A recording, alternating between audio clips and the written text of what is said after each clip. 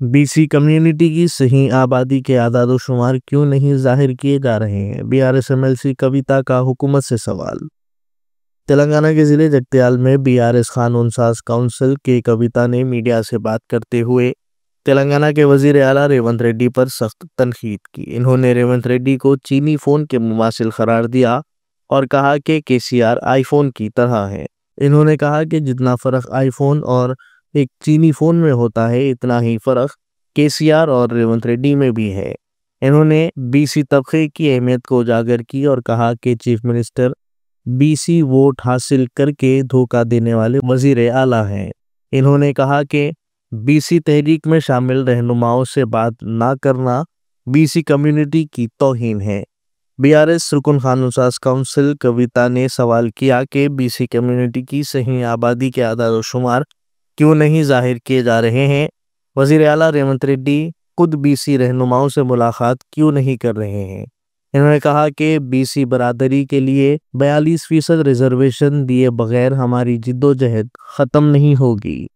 చూస్తున్నారు మీరు ఆనాడు కేసీఆర్ గారు ఓపెన్ గా ట్రాన్స్పరెంట్ గా 52% బీసీలు ఈ రాష్ట్రంలో ఉన్నారని చెప్పి లెక్కలు తేల్చి చెప్తే ఇప్పుడు వచ్చినటువంటి రేవంత్ రెడ్డి గారి ప్రభుత్వం కనీసం లెక్క పెట్టడం కూడా రాకుండా శాస్త్రీయంగా లెక్కలు చేయకుండా తప్పుదో పట్టిస్తూ బీసీల సంఖ్య తక్కువ చేసి చూపించడం అన్నది నిజంగా కూడా శోచనీయం।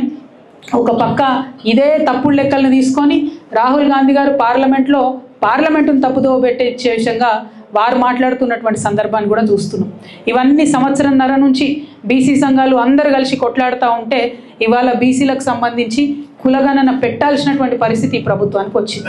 ఇప్పుడు ఒక కీలక దశలో ఉన్నాం, కులగణన చేసినామని చెప్తున్నారు।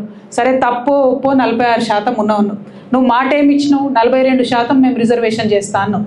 మొన్న అసెంబ్లీ పిలిచిండ్రు, మరి పిలిచినప్పుడు డైరెక్ట్గా 42%కి బిల్లు పెట్టాలి కదా, బిల్లు పెట్టకుండా మళ్ళీ ఒక స్టేట్మెంట్ అన్నారు, ఓకే కులగణన ఇంతమంది ఉన్నారు అన్నావు। మరి కులాల వారీగా వివరాలు ఇవ్వడానికి ఈ ప్రభుత్వానికి ఎందుకు భయం అవుతున్నది? బీసీలు 46% ఉంటే అందులో పద్మశాలీలు ఎంతమంది ఉన్నారు, మున్నూరు కాపులు ఎంతమంది ఉన్నారు, ముదిరాజులు ఎంతమంది ఉన్నారు, లెక్కలు బయట పెట్టు కదా। అవి బయట పెట్టకుండా ఎందుకు మభ్యపెట్టేటటువంటి ప్రయత్నం ఈ ప్రభుత్వం చేస్తుందో మేము ఇవాళ డిమాండ్ చేస్తూ ఉన్నాం। ఇవన్నీ ఇట్లా జరుగుతుంటే ఇక రాబోయే కాలంలో మనం బిల్లు పెడితే కూడా కోర్టులలో ఆపేటటువంటి పరిస్థితి ఉంటుంది। ఇప్పుడు కోర్టులో కూడా ఎటువంటి లీగల్ ఇబ్బందులు లేకుండా బీసీ బిల్లు పాస్ చేయాల్సినటువంటి బాధ్యత ప్రభుత్వానికి ఉంది। ఇటువంటి కీలక దశలో నిన్న ఏం చేస్తుంది ప్రభుత్వం? పొన్నం ప్రభాకర్ గారి ఆధ్వర్యంలో బీసీ సంఘాల నాయకులందరూ కూడా పిలిచిరు మీటింగ్కి। నేను అనుకున్నా అరే ప్రభుత్వం ఒక ముందడుగు వేసింది, బీసీ సంఘ నాయకులు పాపం 30 ఏళ్ల నుంచి కొట్లాడుతున్నారు, ఆర్ కృష్ణయ్య గారు లాంటి వాళ్ళు, వకులాభరణం కృష్ణమోహన్ గారు బీసీ కమిషన్ చైర్మన్గా వేసారు, అటువంటి పెద్ద పెద్ద నాయకులందరినీ పిలిస్తే పోన్లే ప్రభుత్వం ఒక ముందడుగు వేసింది, బిల్లు మీద చర్చ చేస్తుందేమో అనుకున్నాం। ఏం లేదు, ముఖ్యమంత్రి గారికి కనీసం ఆ మీటింగ్ ఉన్నట్టు కూడా తెలిసినట్టు మాకు అనిపిస్తలేదు। యాక్చువల్గా అయితే ఈ టైంలో బీసీ ప్రజలందరూ ఆందోళనలో ఉన్నారు, మా సంఖ్య తగ్గిందని భయపడుతున్నటువంటి సమయంలో ముఖ్యమంత్రి గారే డైరెక్ట్గా మీటింగ్ పెట్టాలి, ఎందుకు సమయం లేదు ఆయనకు? ఇప్పటికి 31 సార్లు ఢిల్లీకి పోయొచ్చింది ముఖ్యమంత్రి గారు, కానీ జనాభాలో సగం ఉన్నటువంటి బీసీల గురించి కనీసం మీటింగ్ పెట్టే తీరిక ఈ ముఖ్యమంత్రి గారికి లేకపోవడం నిజంగా శోచనీయం। ముఖ్యమంత్రి గారు నిన్న మీటింగ్లో లేరు, పోనీ కనీసం ఈ లెక్క కులగణన చేసినటువంటి క్యాబినెట్ సబ్ కమిటీకి చైర్మన్ ఉత్తమ్ కుమార్ రెడ్డి గారు ఆయన మీటింగ్లో లేరు, ఈ లెక్కలన్నింటినీ కులగణన చేసినటువంటి అధికారులు సందీప్ శాండిల్య గారు ఆయన మీటింగ్లో లేరు। మరి బీసీ సంఘం నాయకులందరినీ పిలిచి మీరు లెక్కలు చెప్పలేదు, మీ ప్రభుత్వం ఏం చేస్తుందో చెప్పలేదు, ముందడుగు ఎట్లేస్తాం, బిల్లు పెడతామా పెట్టతామా చెప్పలేరు, మరి ఎందుకోసం పిలిచినట్టు? నేనైతే అనుకుంటున్నా కేవలం ఈ బీసీ ఉద్యమం చేస్తున్నటువంటి ఇంత సీనియర్ నాయకుల్ని నిన్న పిలిచి కనీసం ముఖ్యమంత్రి గారు మాట్లాడకపోవడం అంటే వారిని అవమానించడం తప్ప ఇంకొకటి కాదు। ఇది చాలా దారుణం। ముఖ్యమంత్రి గారు తప్పకుండా తక్షణమే రివ్యూ పెట్టాలి, మొత్తం కులాల వారీగా సంఖ్య ఎంత ఉందో బయట పెట్టాలి, బిల్లు ఎప్పటి లోపల తీసుకొస్తారో చెప్పాలి, ఆ బిల్లుకు సంబంధించి ఈ వివిధ కుల సంఘ నాయకులతోని చర్చలు జరపాలి, అట్లానే లీగల్ ఎక్స్పర్ట్స్తో కూడా చర్చలు జరపాలని ఈ సందర్భంగా నేను డిమాండ్ చేస్తూ ఉన్నాను। మరి మీరు చూస్తే కేసీఆర్ గారు ట్రాన్స్పరెంట్గా ఉన్నట్టుగా లెక్కలు చెప్పారు, రేవంత్ రెడ్డి గారు తప్పుడు లెక్కలు చెప్తున్నారు, ఇంకో పక్క ఇచ్చినటువంటి ఏ ఒక్క మాట కూడా ఫుల్ఫిల్ చేసేటటువంటి పరిస్థితి లేదు।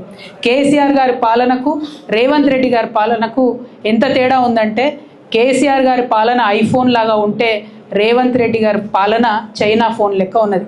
ఐఫోన్కు చైనా ఫోన్కి ఎంత తేడా ఉంటుందో కేసీఆర్ గారికి రేవంత్ రెడ్డి గారికి అంత తేడా ఉన్నది. అంటే సూపుకు బాగానే ఉంటుంది కానీ ఏం పనిచేయదు అన్నట్టు అటువంటి పరిస్థితి ఉన్నది. మాటలు ఇచ్చి బీసీల ఓట్లు వేయించుకొని ఇవాళ బీసీలను మోసం చేస్తున్నటువంటి కాంగ్రెస్ పార్టీని చరిత్ర క్షమించదు, బీసీలు క్షమించరు. వారికి ఎవరు లేరు, వారి పక్షాన మాట్లాడారు అనుకుంటున్నారేమో. మేమందరం కూడా అండగా నిలబడి ఉన్నాం. ఖచ్చితంగా బీసీలకు మీరు ప్రామిస్ చేసినటువంటి 42% ఇచ్చే వరకు కూడా తగ్గేదే లేదు. ఖచ్చితంగా ఉద్యమాన్ని ముందుకు కొనసాగిస్తాం. మరో తెలంగాణ ఉద్యమంలాగా పోరాటం చేయడానికి బీసీ బిడ్డలందరూ కూడా సిద్ధంగా ఉండాలని చెప్పి ఈ సందర్భంగా పిలుపునిస్తూ ఉన్నాం. బీఆర్ఎస్ పార్టీ కార్యకర్తలు మనకు నాయకులు అన్నది ఎప్పుడు కూడా లెక్కలో లేనటువంటి విషయం. తెలంగాణ ఉద్యమం రేవంత్ రెడ్డి గారు తప్పుడు లెక్కలు చెప్తున్నారు. ఇంకో పక్క ఇచ్చినటువంటి ఏ ఒక్క మాట కూడా ఫుల్ఫిల్ చేసేటటువంటి పరిస్థితి లేదు. కేసీఆర్ గారి పాలనకు రేవంత్ రెడ్డి గారి పాలనకు ఎంత తేడా ఉందంటే కేసీఆర్ గారి పాలన ఐఫోన్ లాగా ఉంటే రేవంత్ రెడ్డి గారి పాలన చైనా ఫోన్ లెక్క ఉన్నది. ఐఫోన్కు చైనా ఫోన్కి ఎంత తేడా ఉంటుందో కేసీఆర్ గారికి రేవంత్ రెడ్డి గారికి అంత తేడా ఉన్నది. అంటే సూపుకు బాగానే ఉంటుంది కానీ ఏం పనిచేయదు అన్నట్టు అటువంటి పరిస్థితి ఉన్నది. మాటలు ఇచ్చి బీసీల ఓట్లు వేయించుకొని ఇవాళ బీసీలను మోసం చేస్తున్నటువంటి కాంగ్రెస్ పార్టీని చరిత్ర క్షమించదు, బీసీలు క్షమించరు. వారికి ఎవరు లేరు, వారి పక్షాన మాట్లాడారు అనుకుంటున్నారేమో. మేమందరం కూడా అండగా నిలబడి ఉన్నాం. ఖచ్చితంగా బీసీలకు మీరు ప్రామిస్ చేసినటువంటి 42% ఇచ్చే వరకు కూడా తగ్గేదే లేదు. ఖచ్చితంగా ఉద్యమాన్ని ముందుకు కొనసాగిస్తాం. మరో తెలంగాణ ఉద్యమంలాగా పోరాటం చేయడానికి బీసీ బిడ్డలందరూ కూడా సిద్ధంగా ఉండాలని చెప్పి ఈ సందర్భంగా పిలుపునిస్తూ ఉన్నాం. బీఆర్ఎస్ పార్టీ కార్యకర్తలు మనకు నాయకులు అన్నది ఎప్పుడు కూడా లెక్కలో లేనటువంటి విషయం. తెలంగాణ ఉద్యమం జరిగినప్పుడు కూడా పెద్ద పెద్ద నాయకులు లేరు మనకు. అయినా కూడా మనం గుండె ధైర్యంతో కొట్లాడినాం. ఇవాళ ఇక్కడ జగిత్యాలలో మనం అధికారంలో ఉన్న 10 సంవత్సరాలు అనేక కార్యక్రమాలు చేసినాం. ఇవాళ జగిత్యాల్లో 4500 ఇండ్లు కేసీఆర్ గారు ప్రత్యేక శ్రద్ధ పెట్టించారు. ఆ ఇచ్చిన ఇండ్లలో 900 ఇండ్లు ఇంకా ఖాళీగా ఉన్నాయి. ఇవాళ నేను డిమాండ్ చేస్తూ ఉన్న కాంగ్రెస్ ప్రభుత్వాన్ని, 900 ఇండ్లు జగిత్యాల్లో ఖాళీగా ఉన్నాయి. మీరు అర్హులైనటువంటి వాళ్ళకి ఇమీడియట్గా ఐడెంటిఫై చేసి ఇవ్వండి. ఎందుకు ఇవ్వలేకపోతా ఉన్నారు? ఎందుకు ప్రాజెక్టులు ఫినిష్ చేయలేకపోతా ఉన్నారు? ఎందుకు వరద కాలువ నింపలేకపోతున్నారు? ఎందుకు రేషన్ కార్డులు ఇవ్వలేకపోతా ఉన్నారు? దీనికి ఏమైనా కేసీఆర్ గారు అడ్డం పడ్డారా? బీఆర్ఎస్ పార్టీ అడ్డం పడ్డదా? తక్షణమే మీ చిత్తశుద్ధిని నిరూపించుకోండి. మీరు ప్రజలకు ఇచ్చినటువంటి హామీలన్నీ కూడా వెంటనే నెరవేర్చండి అని ఈ సందర్భంగా డిమాండ్ చేస్తూ ఉన్నాం. జగిత్యాల గడ్డ అంటే విప్లవాల కిల్ల. మరి ఇదే జగిత్యాల నుండి ఖచ్చితంగా బీసీల యొక్క కథనబేరి ప్రారంభం అవుతుందని చెప్పి, ప్రారంభం కావాలని కూడా చెప్పి నేను కోరుకుంటూ మీ అందరి దగ్గర సెలవు తీసుకుంటా ఉన్నాను. Thank you. జై తెలంగాణ, జై కేసీఆర్. కేసీఆర్ గారి నాయకత్వం, కేసీఆర్ గారి నాయకత్వం. జై తెలంగాణ.